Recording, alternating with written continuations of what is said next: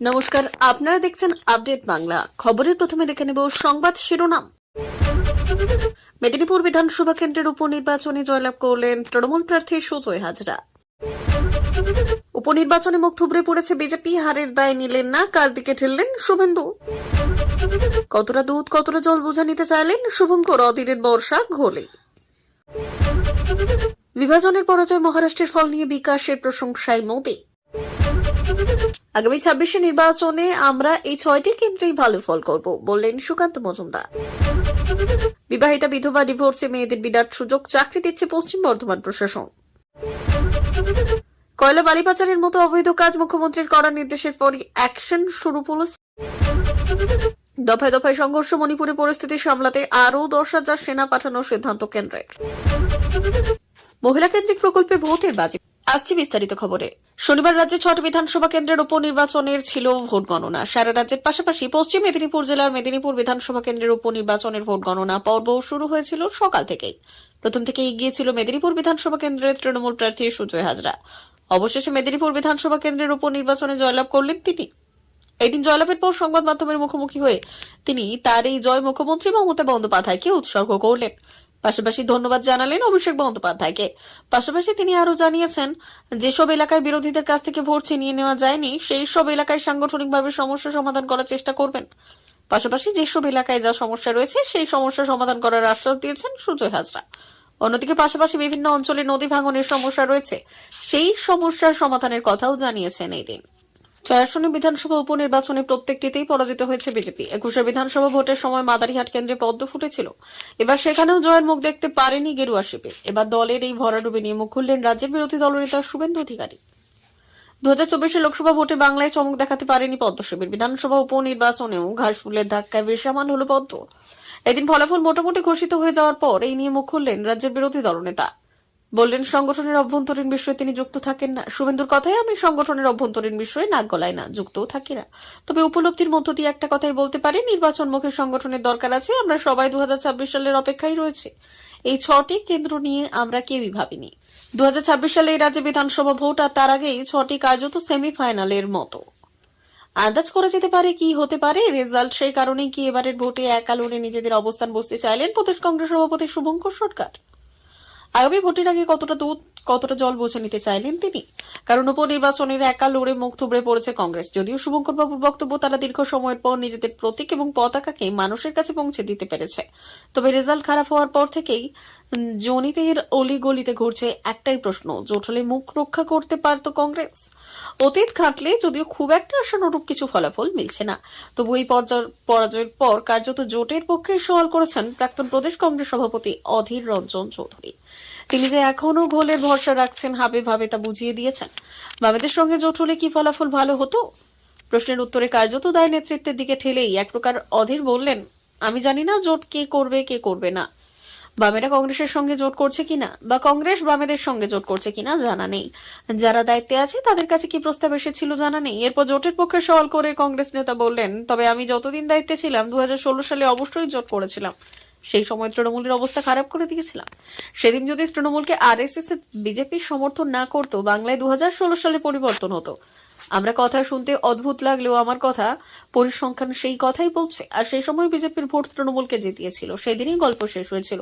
তারপর আমরা পারিনি, আমাদের ধ্বংস করে দেওয়ার চেষ্টা হয়েছে, আমাদের উপর আক্রমণ করা হয়েছে। আমরা দুর্বল হয়েছি, তবে দুর্বল হলেও ভাঙতে দিইনি যতদিন আমি দায়িত্বে ছিলাম।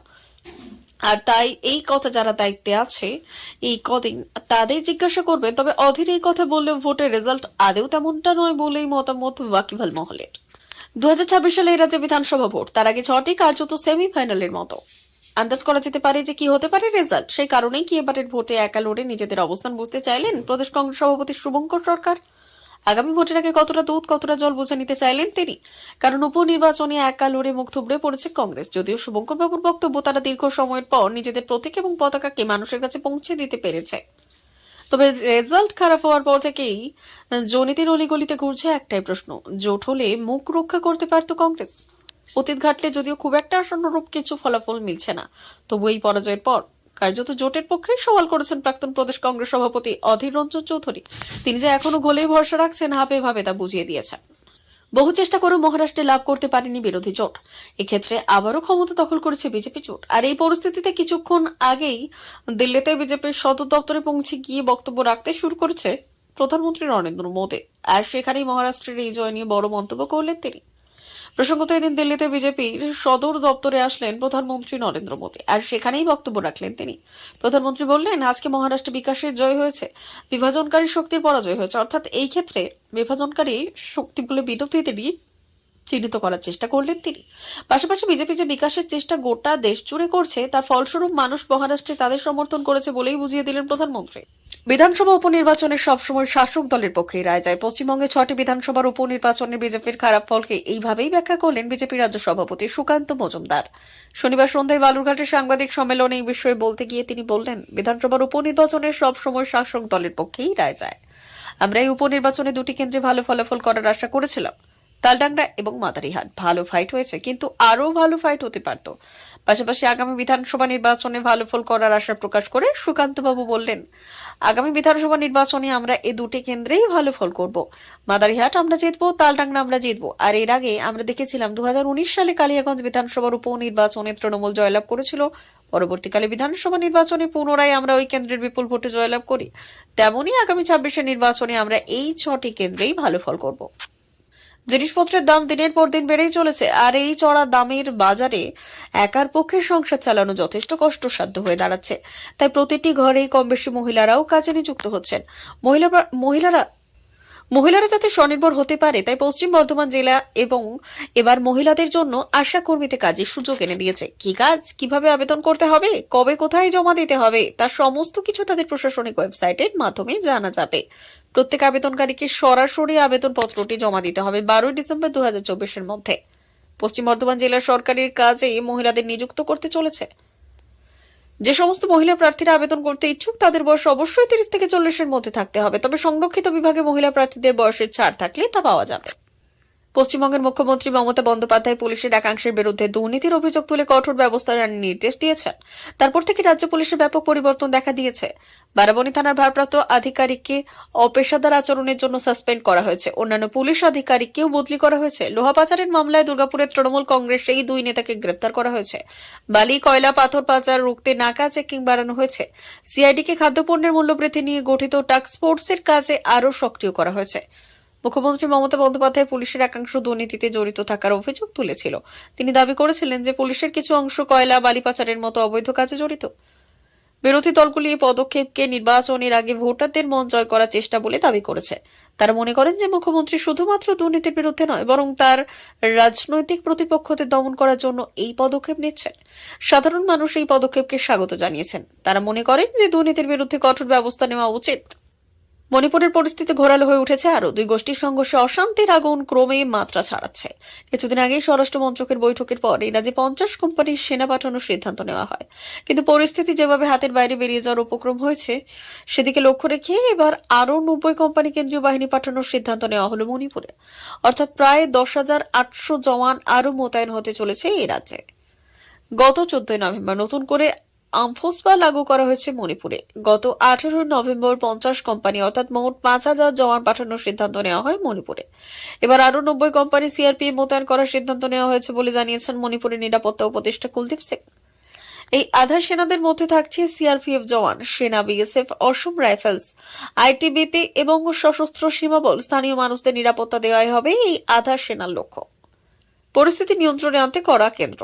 আরো জানানো হয়েছে প্রত্যেকটি জেলায় আলাদা আলাদা কন্ট্রোল রুম এবং কোঅর্ডিনেশন সেল খোলা হচ্ছে। মণিপুরে অশান্তি রুখতে কড়া পদক্ষেপ নিয়েছে কেন্দ্র। লুট করা প্রায় 3,000 অস্ত্র উদ্ধার করেছে এখনো পর্যন্ত। মায়ানমার সীমান্ত ছাড়াও বিভিন্ন জায়গায় তল্লাশি চালাবে সেনা। নতুন করে কোনো হিংসের ঘটনা যাতে আর না ঘটে, সেদিকে কড়া নজর থাকবে নিরাপত্তা বাহিনীর। উল্লেখ্য, এখনো পর্যন্ত প্রায় 288 কোম্পানি কেন্দ্রীয় বাহিনী মোতায়েন করা হয়েছে মণিপুরে। নতুন করে বেড়েছে অশান্তি। গত বছর থেকে আপাত শান্ত এই রাজ্য অশান্ত হয়ে উঠেছে। 2 সম্প্রদায়ের রক্তক্ষয়ী সংঘর্ষে এখনো পর্যন্ত মৃত্যুর সংখ্যা ছাড়িয়েছে 250। মাঝে অশান্তি কিছুটা নিয়ন্ত্রণে আনা গেলেও গত 7 নভেম্বর থেকে ফের মাথাচাড়া দিয়ে উঠেছে অশান্তির আগুন। জিরিবাম জেলা প্রথম থেকে তুলনামূলক শান্ত থাকলেও এবার ওই জেলাতেই প্রভাব পড়ে সব থেকে বেশি। নিরাপত্তা বাহিনীর সঙ্গে কুকি জঙ্গিদের গুলির লড়াইয়ে মৃত্যু হয় 10 জঙ্গির। অন্যদিকে 9 জন মেইতেই গ্রামবাসী অপহৃত হন। পরে তাদের মৃতদেহ উদ্ধার হওয়া নিয়ে চরমে ওঠে সংঘর্ষ। এর মাঝে আবার রবিবার বাবুপাড়ায় মেয়েদের প্রতিবাদ বিক্ষোভে জনতাকে ছত্রভঙ্গ করতে পুলিশ গুলি চালালে মৃত্যু হয় এক যুবকের। এতেই কার্যত আগুনে ঘি পড়ে। হামলা চালানো হয় স্থানীয় কংগ্রেস এবং বিজেপি পার্টি অফিসে, আগুন ধরিয়ে দেওয়া হয় সেখানে। এমতাবস্থায় পরিস্থিতি সম্পূর্ণ নিয়ন্ত্রণে আনতেই আরও বাহিনী পাঠানোর সিদ্ধান্ত কেন্দ্রে। ঝাড়খণ্ডের মাইয়ার সম্মান এবং মহারাষ্ট্রের লড়কি বাহিন যোজনা কার্যত বাংলার লক্ষ্মীর ভান্ডারের মতোই প্রভাব ফেলেছে। নাম আলাদা হলেও এই প্রকল্পগুলির মূল লক্ষ্য এক মহিলা আর্থিক ক্ষমতায়ন এবং সরাসরি সহায়তা প্রদান। বাংলায় যেমন লক্ষ্মীর ভান্ডার মহিলাদের মমতা বন্দ্যোপাধ্যায়ের প্রতি আস্থা বাড়িয়েছে, তেমনি ঝাড়খণ্ড এবং মহারাষ্ট্রেও মহিলাদের ভোটের গুরুত্বকে আরও মজবুত করেছে এই প্রকল্পগুলি। ঝাড়খণ্ডে যেখানে আদিবাসী জনসংখ্যা উল্লেখযোগ্য ৮১টি আসনের মধ্যে ৮৫% কেন্দ্রে মহিলা ভোটদাতাদের অংশগ্রহণ পরিস্থিতি থেকে বেশি ছিল। এটি সরাসরি মায়ের সম্মান প্রকল্পের প্রভাব বলে মনে করা হচ্ছে, যা গ্রামীণ এবং পিছিয়ে পড়া মহিলাদের কাছে আর্থিক সহায়তার মাধ্যমে পৌঁছতে সক্ষম হয়েছে। অন্যদিকে মহারাষ্ট্রের লড়কি বাহিন যোজনা রাজ্যে মহিলা ভোটদানের জন্য ৫.৯৫% বাড়িয়েছে। এটি প্রমাণ করে এবং মহিলাদের আর্থিক এবং সামাজিক ক্ষমতায়ন কেবল উন্নয়ন নয়, ভোট রাজনীতিতেও গুরুত্বপূর্ণ ভূমিকা রাখে। এই প্রকল্পগুলির সাফল্য রাজনৈতিক মহলে বড় বার্তা দিয়েছে।